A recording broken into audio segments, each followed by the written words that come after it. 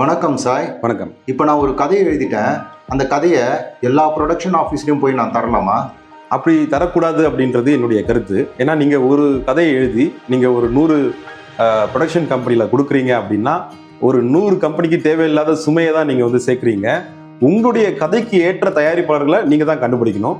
உதாரணத்துக்கு ஒரு சில தயாரிப்பாளர்கள் வந்து ஓடிடிக்காக மட்டுமே தயாரிப்பாங்க. ஒரு சில தயாரிப்பாளர்கள் வந்து பெரிய நடிகர்களுக்காக வணிக நோக்கத்தில் மட்டும்தான் வந்து அவங்க தயாரிப்பாங்க. ஒரு சில தயாரிப்பாளர்கள் வந்து 2வது 3வது வணிக நிலையில் இருக்கக்கூடிய கதாநாயகர்களை வச்சிருப்பாங்க. சில தயாரிப்பாளர்கள் வந்து நல்ல கதை அம்சம் இருந்து புதுமுகங்களா இருந்தா கூட அவங்க வந்து தயாரிப்பாங்க. இப்படிப்பட்ட தயாரிப்பாளர்கள்லாம் யார் யார் அப்படின்ற ஒரு பட்டியலை வந்து கடந்த 5 ஆண்டுகள்ல யார் யாரெல்லாம் வந்து ரெகுலரா படம் பண்றாங்க அப்படின்ற ஒரு பட்டியலை நீங்க எடுத்து நீங்க தரம் பிரிச்சு பார்க்கும்போது இப்படிப்பட்ட தயாரிப்பாளர்கள்லாம் உங்களுக்கு கண்ணுக்கு தெரிவாங்க.